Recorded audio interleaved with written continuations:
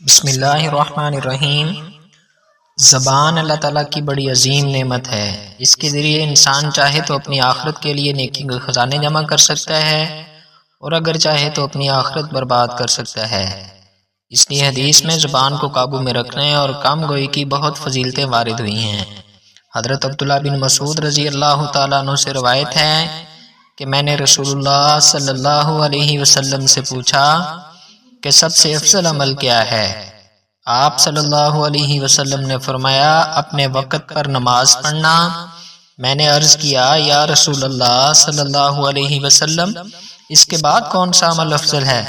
آقا علیہ الصلوۃ والسلام نے فرمایا یہ بات کہ لوگ تمہاری زبان سے محفوظ رہیں، یعنی زبان کو دوسروں کی دل آزاری سے، غیبت سے، دھوکہ دہی سے روکو۔ حضرت عقبہ بن عامر رضی اللہ تعالیٰ عنہ نے حضرت صلی اللہ علیہ وسلم سے پوچھا کہ نجات کا کیا طریقہ ہے؟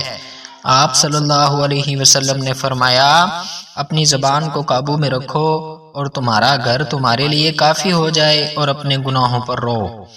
گھر کے کافی ہونے سے مراد یہ ہے کہ بلا ضرورت گھر سے باہر نکل کر فتنے میں مبتلا نہ ہو، اور گناہ پر رونے سے مراد گناہ پر اظہار ندامت اور توبہ کرنا ہے۔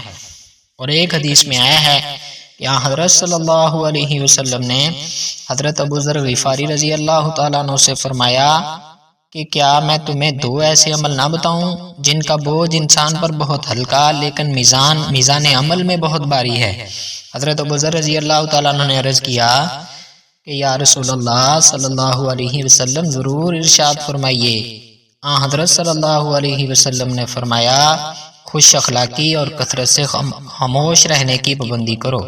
اللہ تبارک و تعالی ہماری زبانوں کی حفاظت فرمائے اور ہمارے لیے دین پر عمل کرنا آسان فرمائے۔ آمین ثم آمین۔ یہ ویڈیو اچھی لگے تو ویڈیو لائک کریں اور چینل سبسکرائب کریں۔